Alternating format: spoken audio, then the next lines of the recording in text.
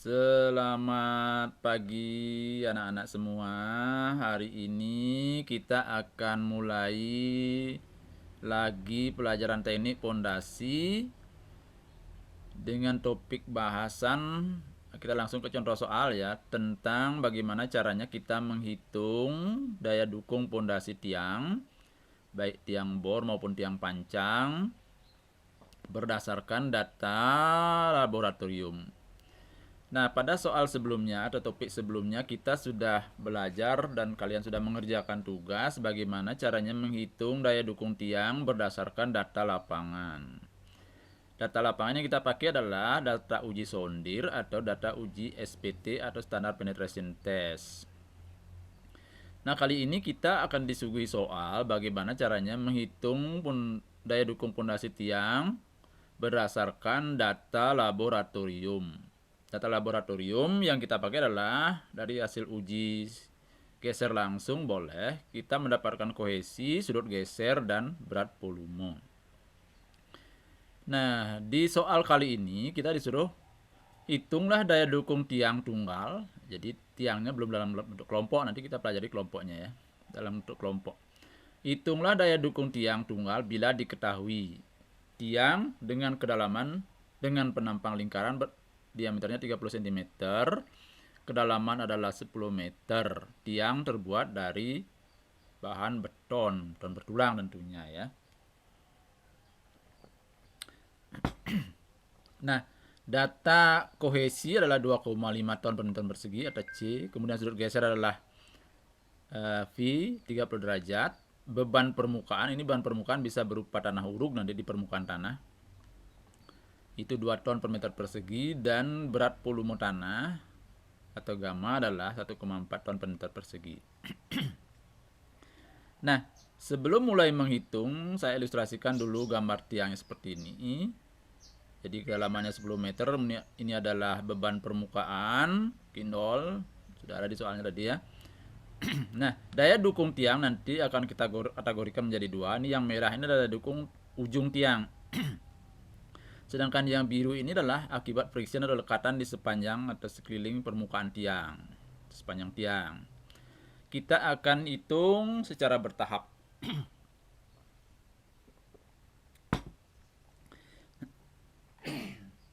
Nah, yang pertama adalah daya dukung akibat gesekan antara tiang dengan tanah. Yang biru ini dulu ya, sekelilingnya.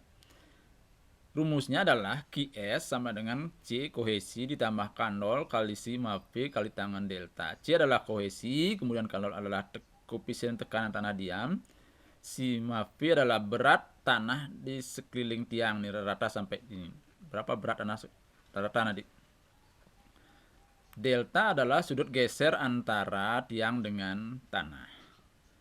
Kohesi tadi sudah di kecil adalah dukung ultimate tiang persatuan luas. Ini persatuan luas kita dapatkan nanti ya di sekeliling tiang akibat lekatan atau friction. Kohesinya sudah ditentukan 2,5 ton per meter persegi, kemudian sudut gesernya 30 derajat. Kita menghitung kanolnya dulu. Kanol adalah koefisien tekanan tanah diam. Rumusnya 1 dikurangi sin V atau sudut geser. Dapatnya 0,5. Tidak ada satuan ya karena koefisien. Kemudian sigma V itu adalah tegangan vertikal rata di sekeliling tiang atau namanya overburden pressure. Satuannya ton per meter persegi. Caranya menghitung adalah sebagai berikut. Tadi kan tiang itu panjangnya 10 meter. Kita bagi lapisan tanah di sekeliling tiang ini per 1 meter ya, kedalaman 1 meter, kedalaman 2 meter, 3 meter, 4 meter sampai dengan kedalaman 10 meter. Kita akan cari tegangan di masing-masing kedalaman ini. Caranya adalah seperti ini. Ya, saya kecilin dulu biar kelihatan. Nah, kita membuat tabel ya. Jadi kebetulan ini sepanjang atau sedalam tiang ini berat volume tanah, ini berat volume ya. Ini adalah kedalaman. Kebetulan berat volume sepanjang setiap lapisan pada sekeliling tiang ini sama 1,4 ton per meter persegi. Jadi ini pada kedalaman 1 meter sampai kedalaman 1 meter berat volume 1,4, sampai kedalaman 2 meter 1,4 juga sama sampai ke bawah. Nanti kalau setiap lapisan ini berbeda, kalian isi berat volume ini berbeda-beda ya. Nah, apa maksudnya tabel ini? Ini kedalaman 1 meter, berarti di sini posisi kita ya. Kita mencari sima V atau tegangan akibat berat tanah pada kedalaman 1 meter. Rumusnya adalah ini kedalaman kali gamma. Ini kedalamannya kan 1 meter dari muka tanah. Gammanya adalah 1,4. Jadi tegangan pada kedalaman ini adalah 1 kali 1,4. 1 ini adalah kedalaman 1 meter, 1,4 adalah berat volume. Hasilnya sima V pada kedalaman 1 meter adalah 1,4.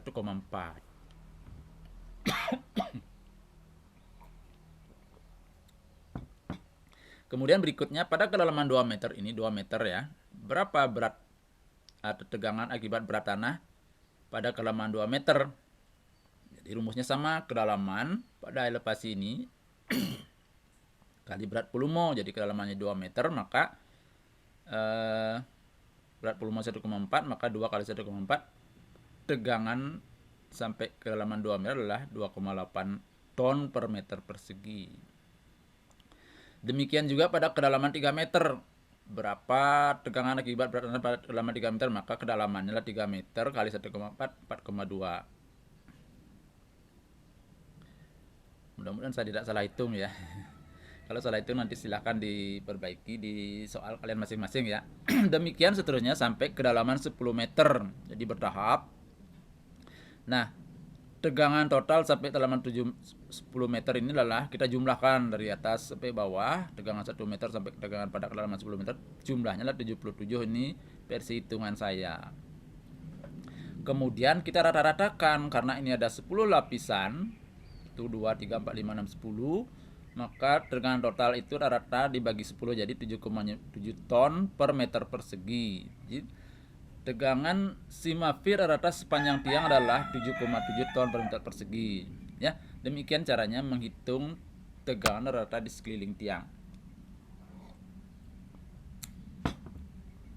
Nah, selanjutnya sima V tadi kan tidak hanya akibat berat tanah saja, ada beban permukaan. Kindol. Akibat berat tanah sendiri ini dia. Sedangkan kindol sudah ada di soal. Jadi sima P adalah sima P akibat berat permukaan dan sima P akibat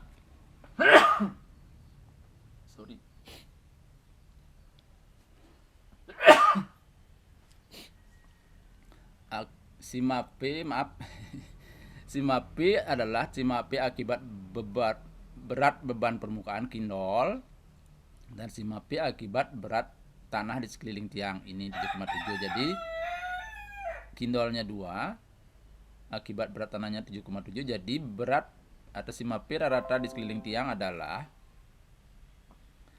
9,7 ton per meter persegi. Sebentar.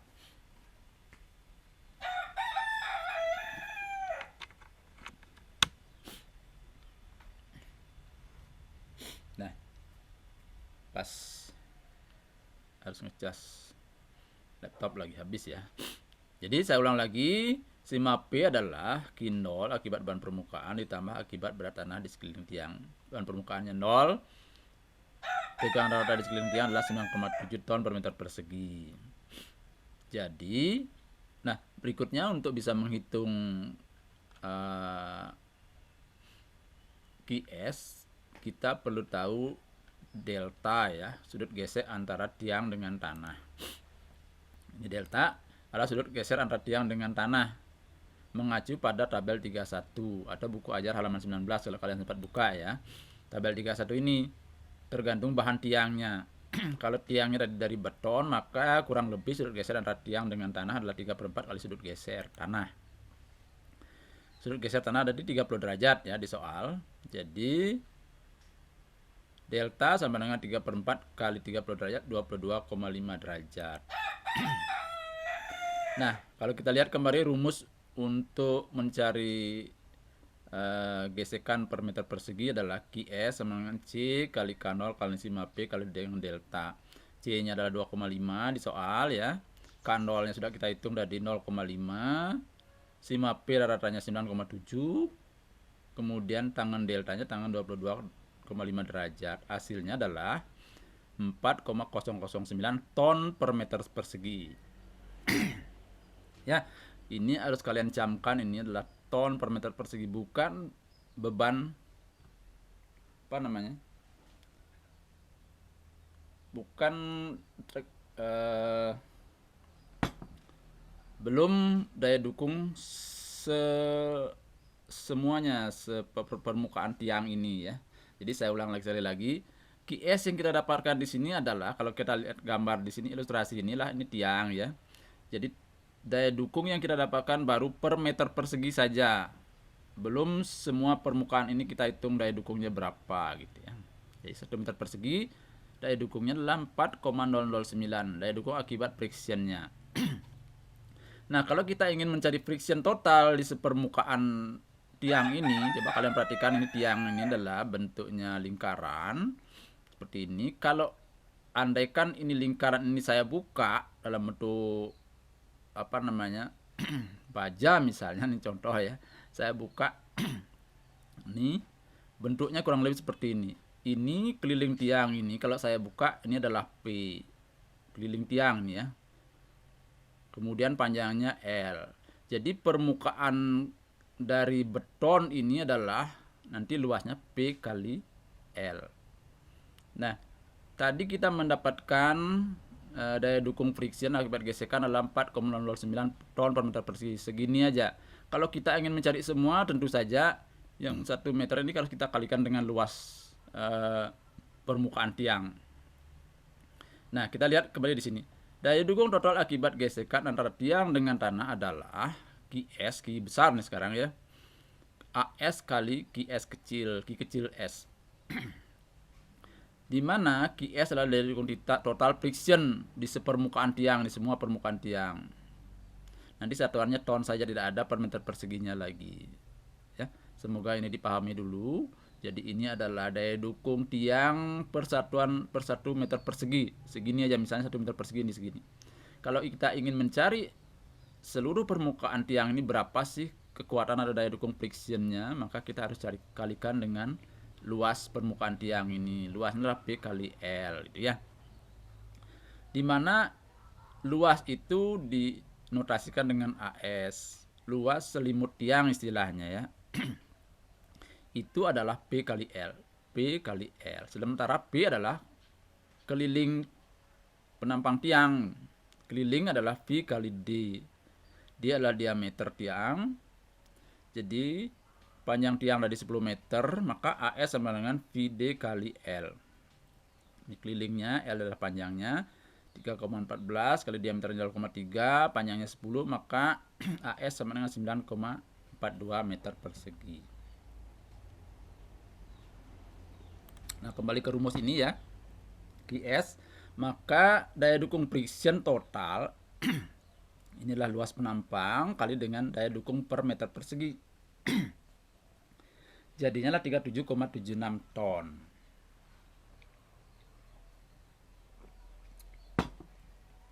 Sampai di sini dulu, semoga dipahami ya.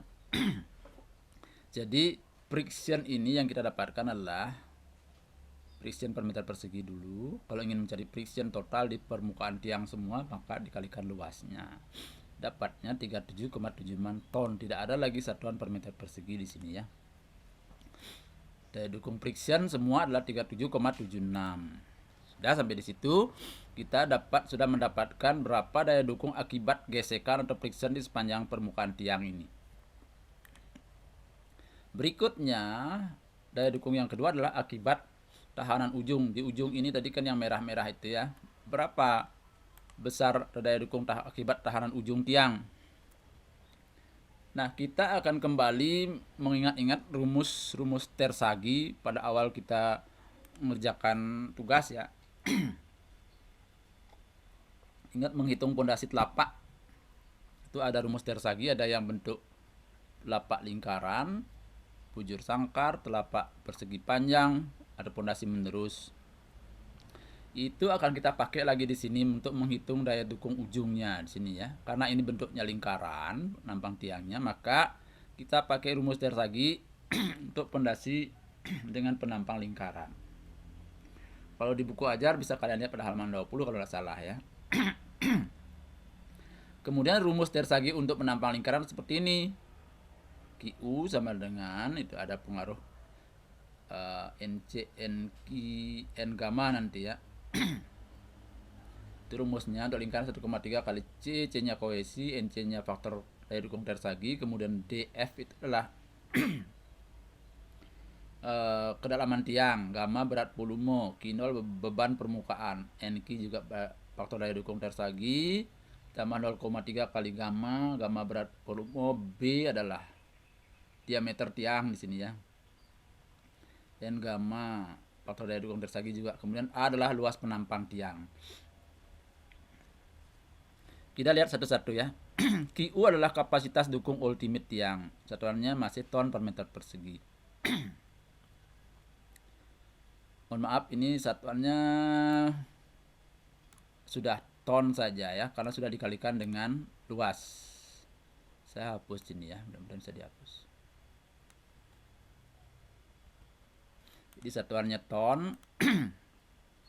Kemudian Q0 adalah ini, Q0 di sini adalah beban permukaan 2 ton per meter persegi, C adalah kohesi, di soal sudah ada juga 2,5 ton per meter persegi. DF adalah kedalaman pondasi atau kedalaman tiang 10 meter. Berat volume tanah 1,4 ton per meter persegi di soal juga. Lebar B itu lebar atau diameter pondasi 0,3 meter atau 30 cm. A adalah luas penampang tiang 1/4 VD kuadrat.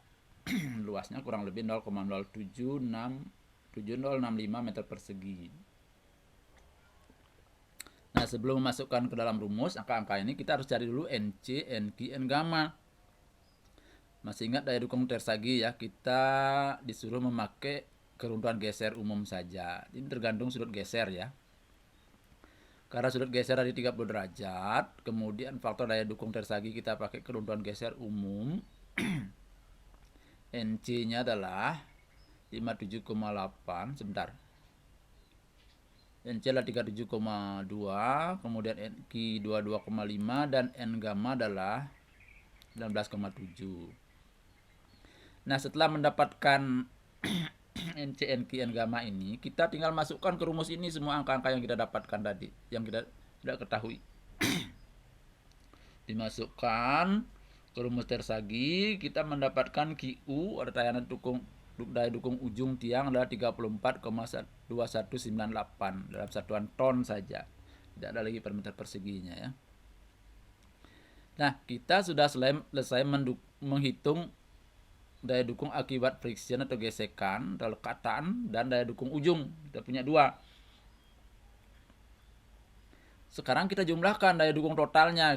Daya dukung izin total tiang adalah jumlah tahanan selimut atau gesekan seling tiang dan tahanan ujung. Jadi akibat gesekan dan akibat tahanan ujung itu sama-sama dibagi dengan angka keamanan. Tahanan selimut tiang akibat selimut tiang